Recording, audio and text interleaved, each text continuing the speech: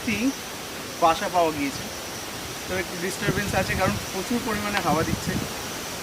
আর বাসাটাতে একটি পাখিও বসে রয়েছে, যেটা বুঝতে পারছি।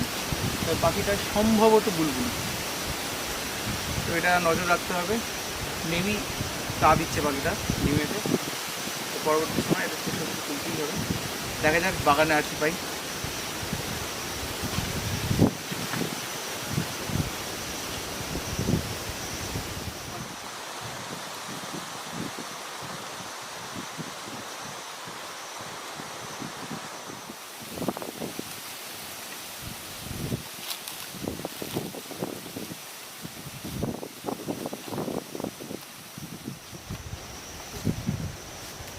আরে বাহ, এখানে আরো একটি বাসা রয়েছে। এসো এসো এসো, এখানটাতেও আরো একটা বাসা রয়েছে।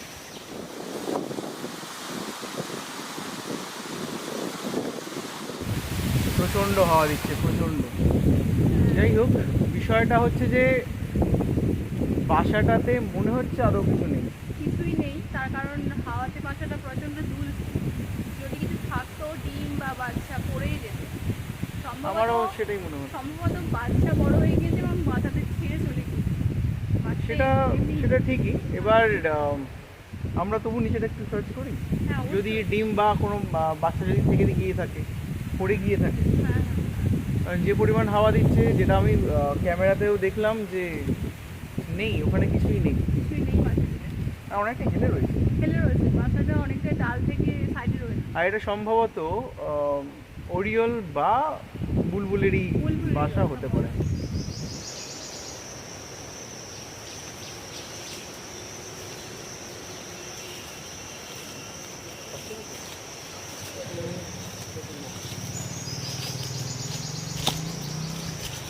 নিচের দিকে দেখে আসবে।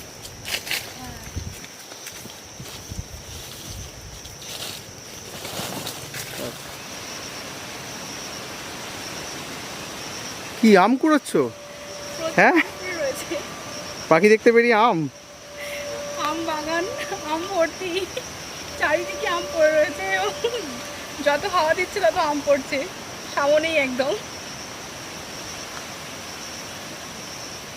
দর্শককে দেখিয়ে দাও আম দুটো।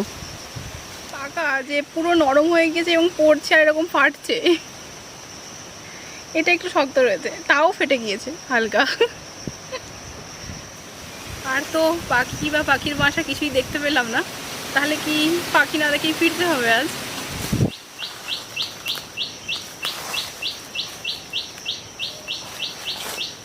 এখানে একবার এসো, এখানে কিছু একটা রয়েছে ফড়িং জাতীয়।